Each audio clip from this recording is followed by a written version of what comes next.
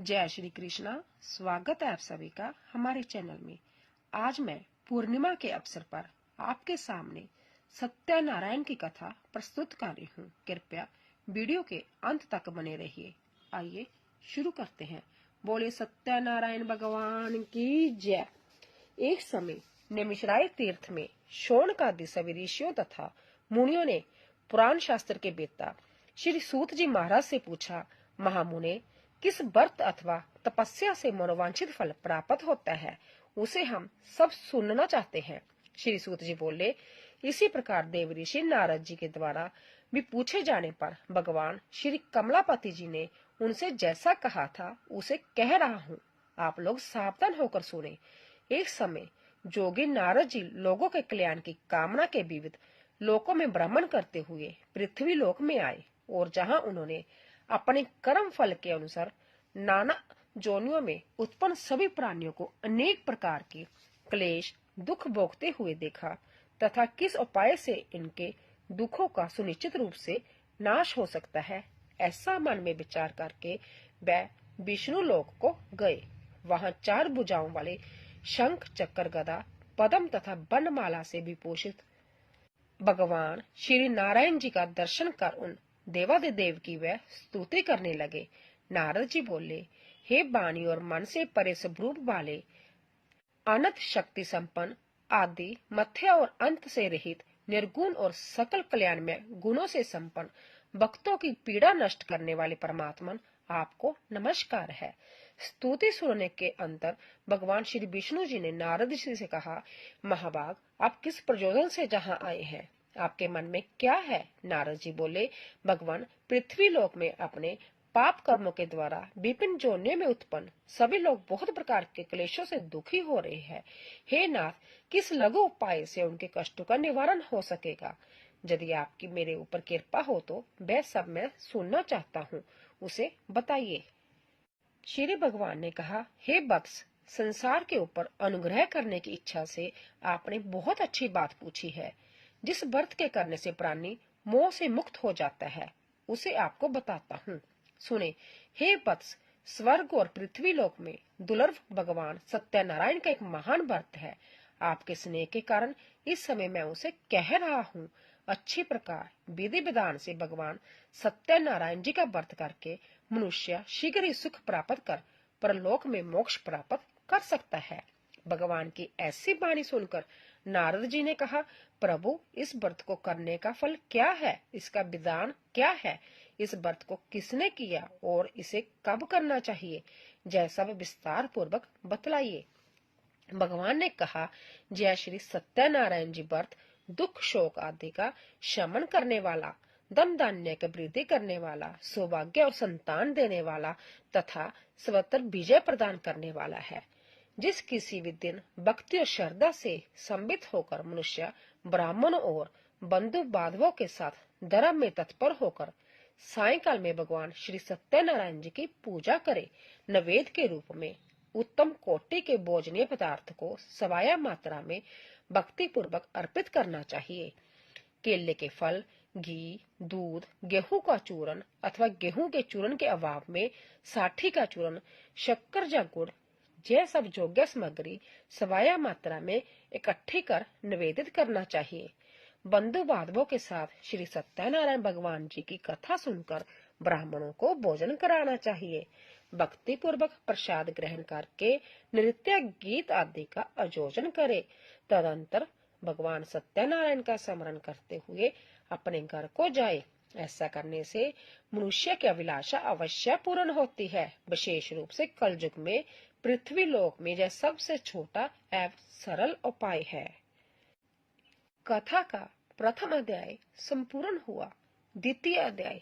सूत जी ने कहा, हे ऋषियों, जिन्होंने पहले समय में इस व्रत को किया है, उनका इतिहास कहता हूँ, आप सब ध्यान से सुने।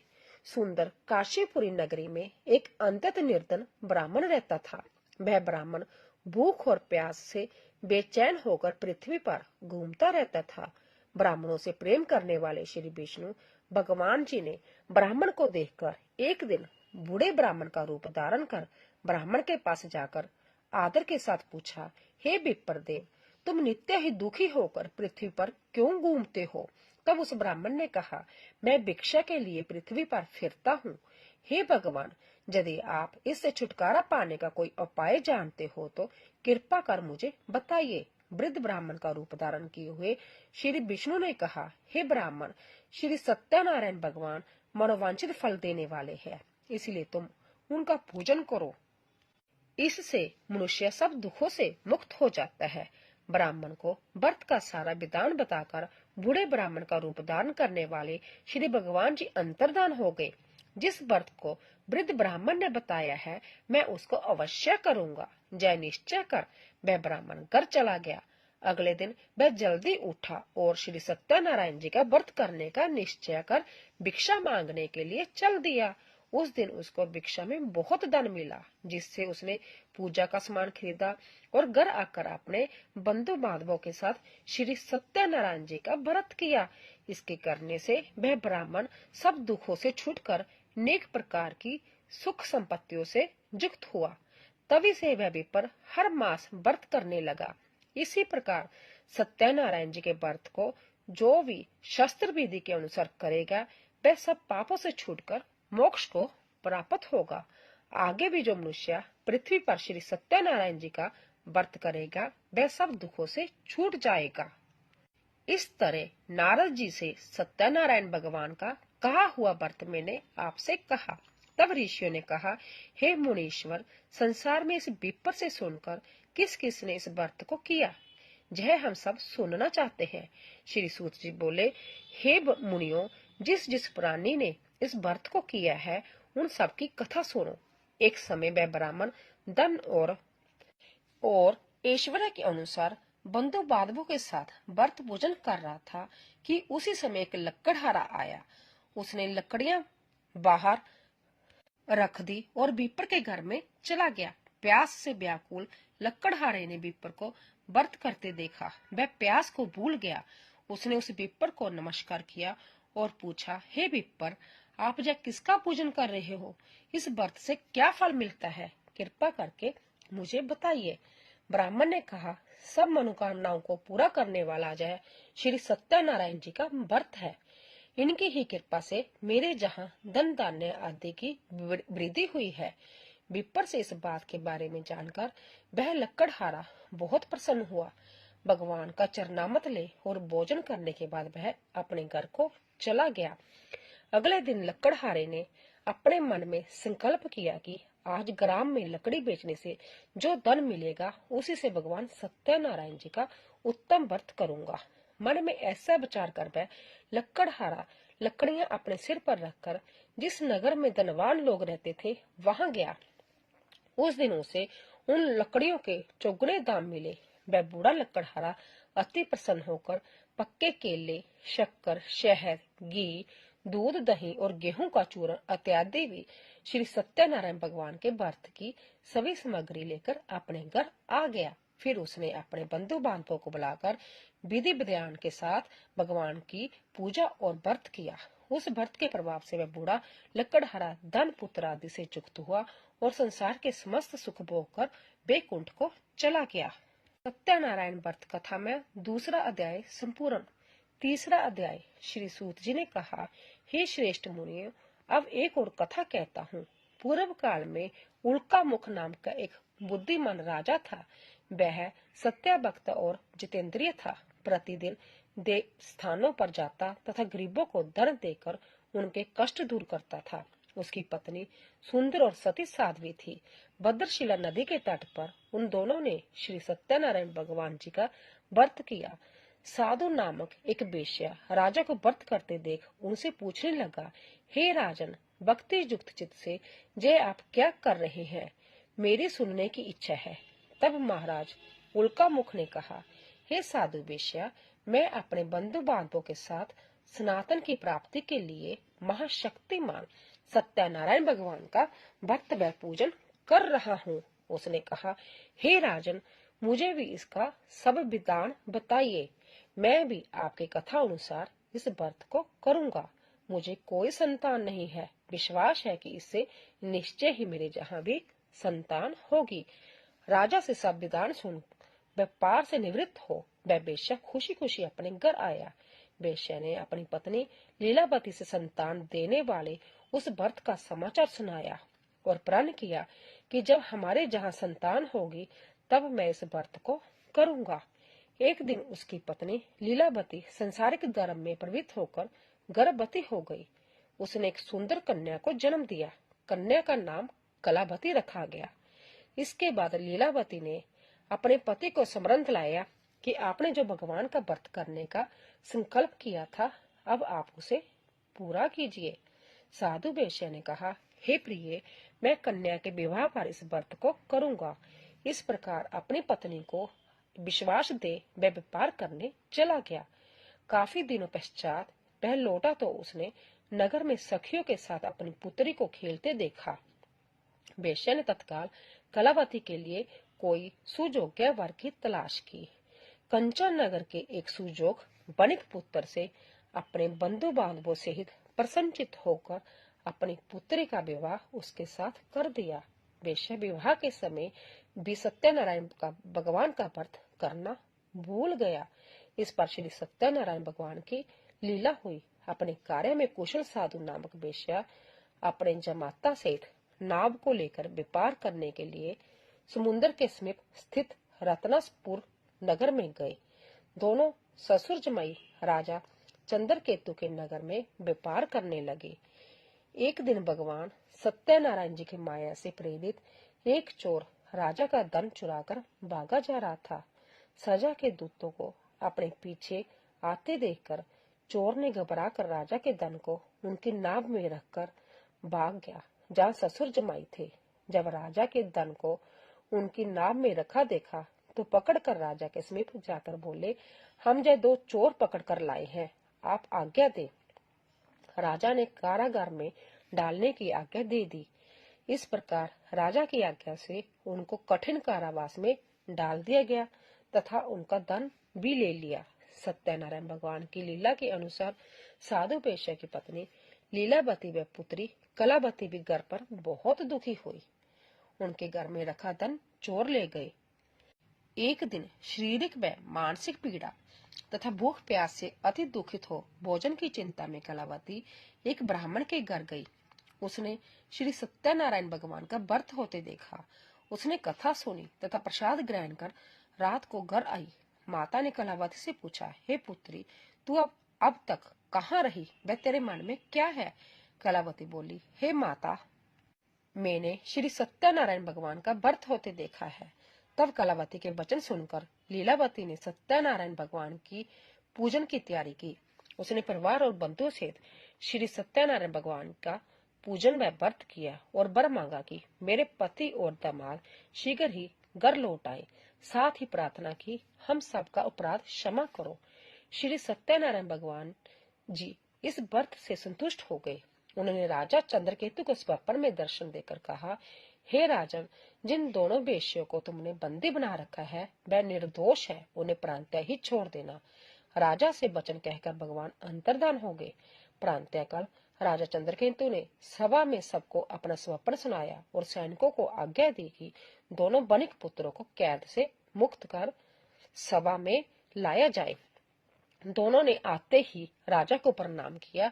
राजा ने उनसे कहा, हे महान बाबू, तुम्हें भाविवश ऐसा कठिन दुख प्राप्त हुआ है, अब तुम्हें कोई भय नहीं, तुम मुक्त हो। ऐसा कहकर राजा ने उनको नए नए वस्त्र आभूषण दिए तथा उनका जितना धन लिया था उससे दूना लुटाकर आदर से विदा किया। दोनों वेश्या अपने घर को चल दिए। सत्यनारायण व्रत कथन तीसरा अध्याय संपूर्ण। चौथा अध्याय।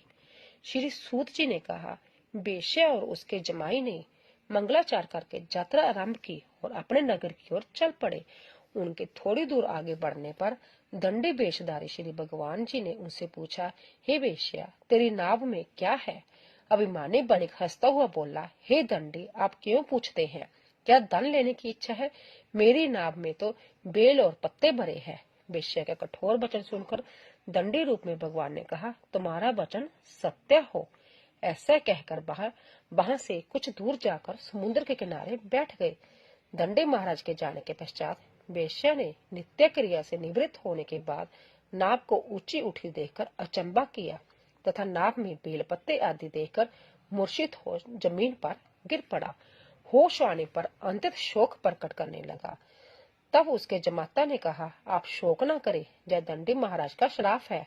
अंत्या उनकी शरण में ही चलना चाहिए, तभी हमारी मनोकामना पूरी होगी। जमाता के वचन सुनकर दंडी महाराज के पास पहुंचा और भक्ति भाव से प्रणाम करके बोला, मैंने जो आपसे असत्य वचन कहे थे उसके लिए मुझे क्षमा करे। ऐसा कहकर बेश्या रोने लगा। तब दंडी भगवान बोले, हे बनिक पुत्र, मेरी आज्ञा से तुझे बार बार दुख प्राप्त हुआ है, तू मेरी पूजा से विमुख हुआ है। तब उसने कहा, हे भगवान, आपकी माया से ब्रह्मा आदि देवता भी आपके रूप को नहीं जान पाते, तब मैं अज्ञानी भला कैसे जान सकता हूँ। आप प्रसन्न होइए, मैं अपनी सामर्थ्य के अनुसार आपकी पूजा करूंगा। मेरी रक्षा कीजिए और पहले के समान मेरी नौका को धन से भर दीजिए।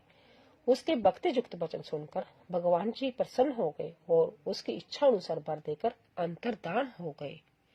तब ससुर व जमाता दोनों ने नाव पर आकर देखा कि नाव धन से परिपूर्ण है। फिर वे भगवान सत्यनारायण जी का पूजन कर जमाता सहित अपने नगर को चले आए। जब वह अपने नगर के निकट पहुंचा, तब उसने एक दूत को अपने घर भेजा।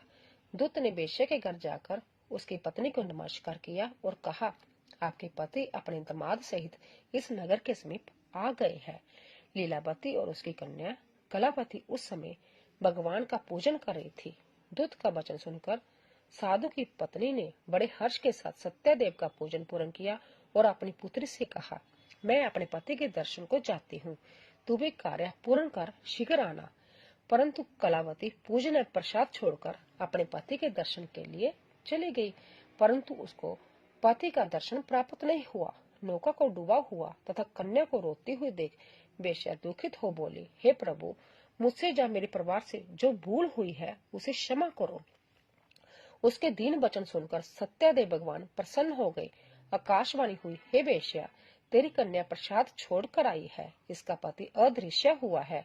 यदि वह घर जाकर प्रसाद खाकर लौटे तो इसका पति अवश्य मिलेगा। आकाशवाणी सुनकर कलावती ने घर पहुंचकर पूजन कर प्रसाद खाया और फिर आकर अपने पति के दर्शन किए। फिर बेश्या ने वही बंधु बांधवों से सत्यदेव का विधि पूर्वक पूजन किया। वह इस लोक का सुख भोग कर अंत में स्वर्ग लोक को गया। सत्यनारायण व्रत कथा में चौथा अध्याय संपूर्ण। 5वां अध्याय। श्री सूत जी ने आके कहा, हे ऋषियों, मैं एक और कथा सुनाता हूँ। प्रजा पालन में लीन तुंगध्वज नाम का एक राजा था। उसने भगवान सत्यदेव का प्रसाद त्याग कर बहुत दुख पाया। एक समय राजा वन में वन्य पशुओं को मारकर बड़ के वृक्ष के नीचे आया।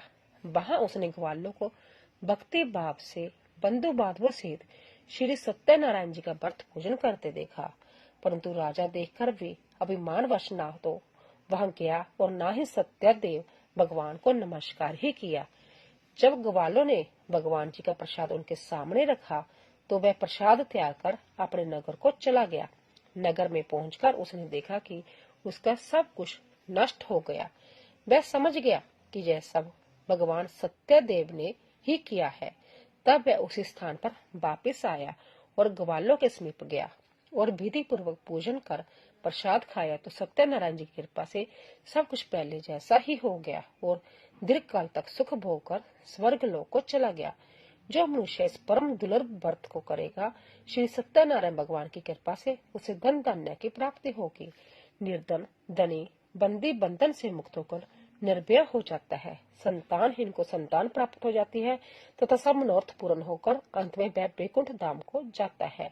जिन्होंने पहले इस व्रत को किया, अब उनके दूसरे जन्म की कथा भी सुनिए।